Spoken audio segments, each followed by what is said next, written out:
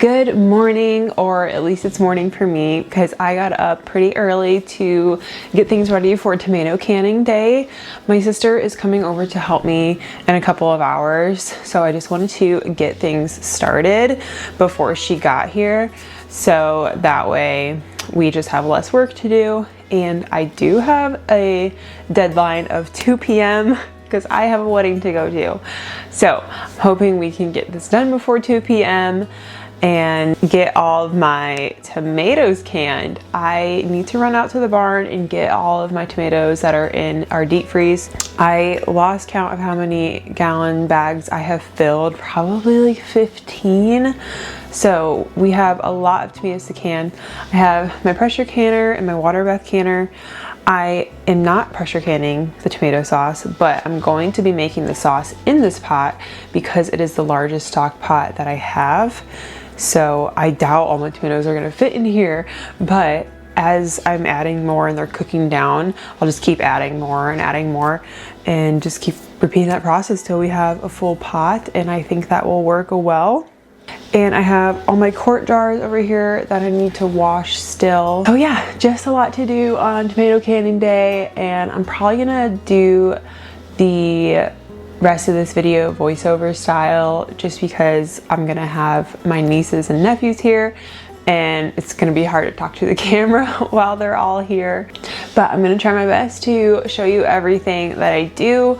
I'm just gonna do a basic tomato sauce. I made it a few weeks ago when I was just making spaghetti. I just made it with fresh tomatoes. The basic rundown of the recipe is tomatoes, obviously, onion, fresh basil from the garden, and garlic, and then some salt, maybe some Italian seasoning, but probably not because the basil adds like a lot of flavor. And then sugar. Yes, I add some sugar, not a lot, but I do add sugar. That cuts that almost like bitter tart flavor, I guess, or sour flavor from the tomatoes. So sugar is definitely key.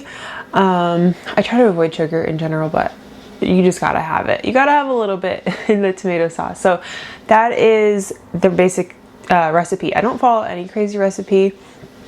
I'm not even following like the Ball canning book recipe like I have in previous years, just because I just like a basic sauce. I don't want all the other additives and additions, and I don't want to do just plain tomatoes.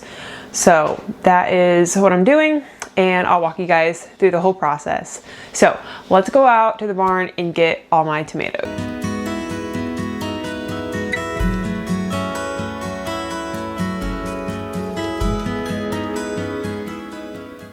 So I ended up with 15-gallon bags of tomatoes like I had guessed, and these are mostly paste tomatoes, which have a lower water content, which are good for canning.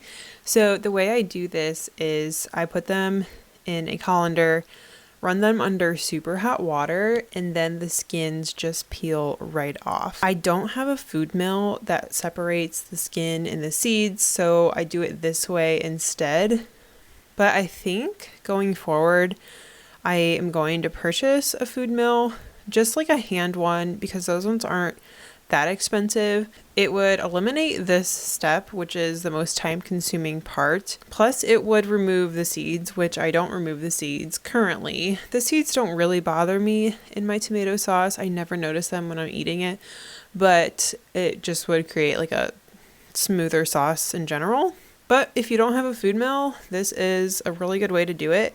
I know some people will throw the tomatoes in a boiling pot of water, but the water from my sink is so hot that I really don't need to do that.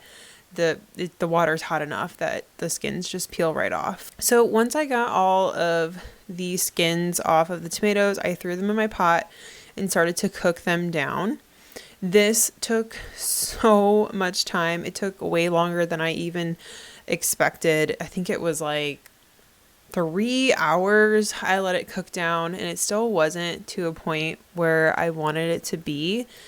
But I was running out of time, so I had to get them canned up. And I figured if I wanted to cook the sauce down even more, I would just do that before I'm using it. I went out to the garden with my niece and nephew, and we were picking some fresh basil, and I was teaching them how to cut off the flowered part of the basil because my basil is flowered at this point in the season, so we were just trimming that off. I'm so glad that I was able to use fresh basil in my sauce because there is nothing like using fresh herbs.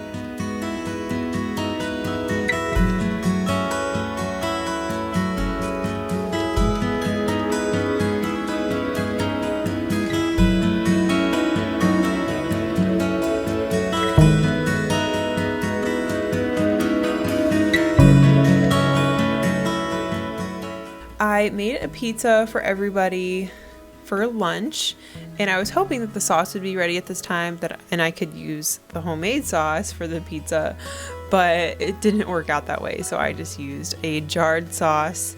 And this is some pizza dough that I had fermenting overnight. It's sourdough, and the pizza turned out really good. I forgot to get a clip of it after it was done cooking, but this was our lunch that we all enjoyed together.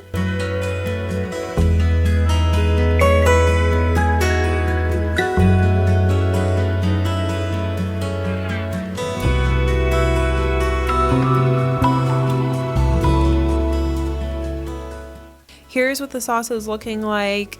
You can see that it's already cooked down a few inches, but it still has a long way to go. And here is probably another hour later, it's gone down even more.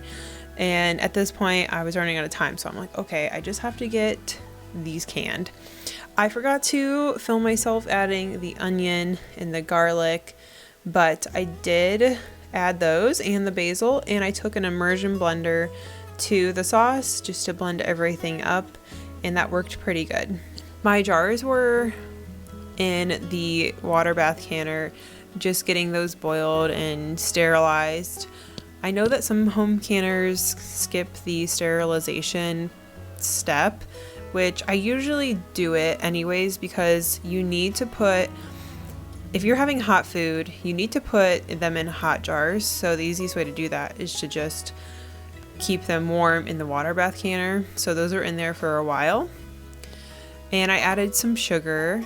Make sure you try your sauce too. And I added some more salt, and then I think I ended up adding some more sugar just to cut back on that sour flavor from the tomatoes. And after this, the sauce was perfect. It tasted so good.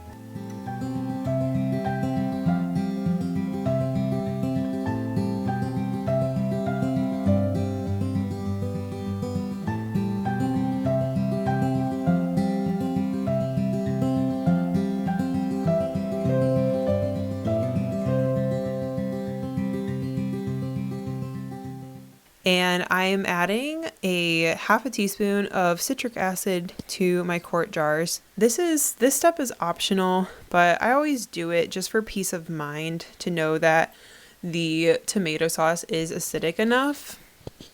And then I started filling up my jars. I quickly realized that this small ladle was not going to do the trick. So I switched to this larger glass measuring cup to pour my sauce into the jars.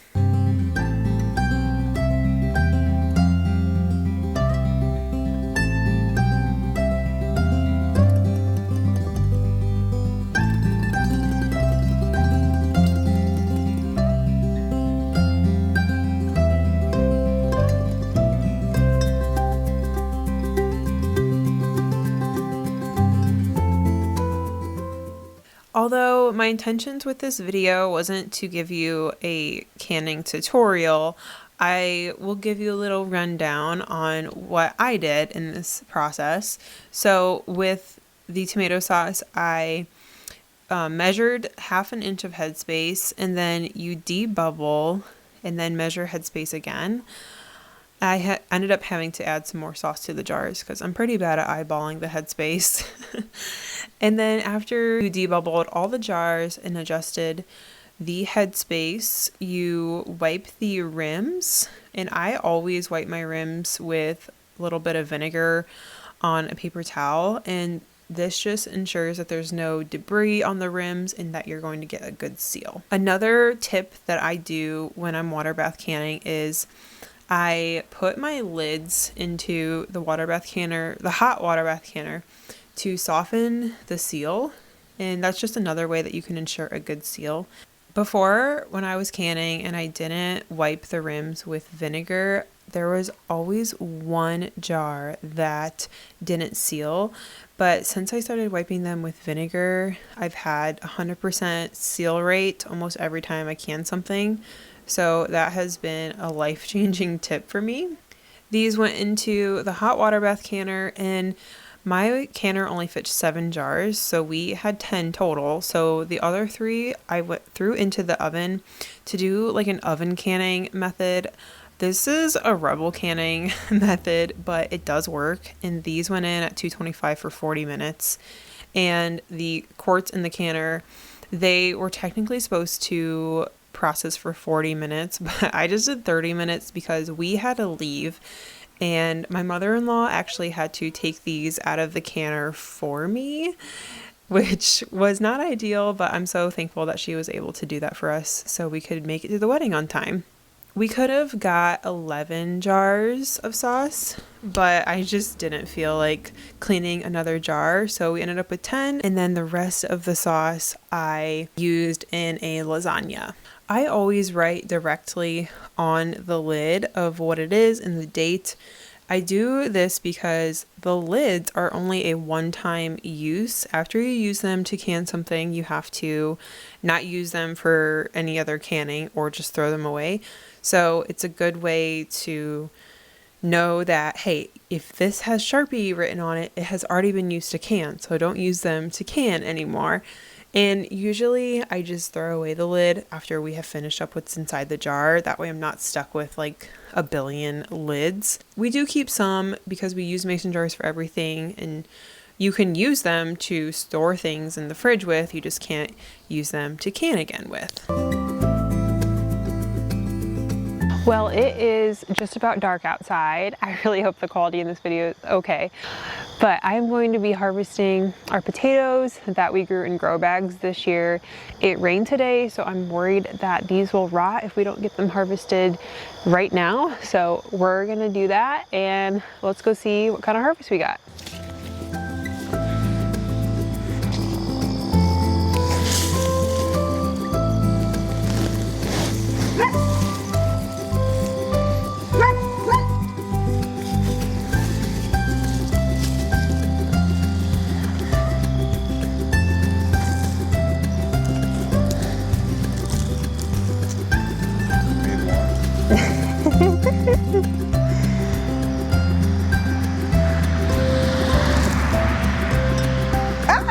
There's ants. I don't like these bags. There's like an ant infestation. Yeah, we got one. Oh. Ew, those look weird. 4, and 3 of them are super small.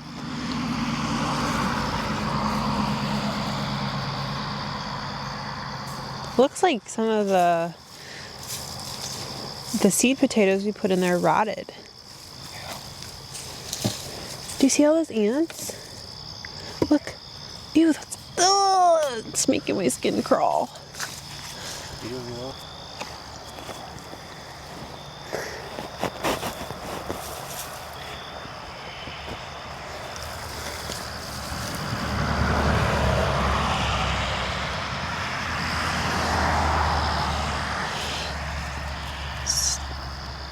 Three, 4, 5, 6.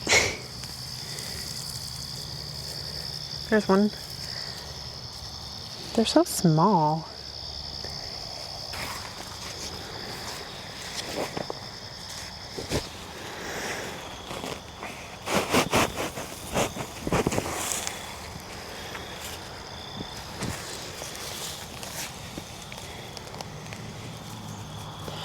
These rotted. Ew. Maybe they got overwatered. But that's what it was.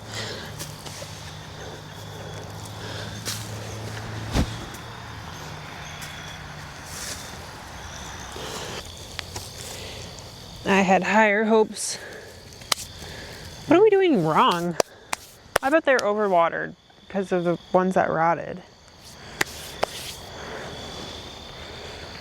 Maybe raise back. No. I think we'd be better off doing them in the in-ground bed.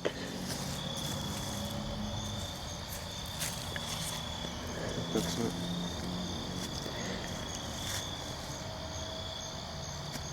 This is the harvest that we got. That's probably like one meal of mashed potatoes or like home fries. That was kind of a fail, which is disappointing. So we got about 15 potatoes here. Like I said, it's probably about one meal's worth of mashed potatoes or home fries. Yeah, we're gonna try a different method next year, I think. You live and you learn, it's okay. But probably in the ground next garden season. We'll just have to see what we decide. Danny's uncle is like a really good gardener, so we're gonna talk to him, maybe get some tips from him. If you have any tips for me, comment them down below. I would love to hear how you have success growing potatoes in Ohio. If you're in Ohio, that's awesome. Or any northern zoned regions. But that is it for this video. Thank you so much for watching, and I'll see you in my next one.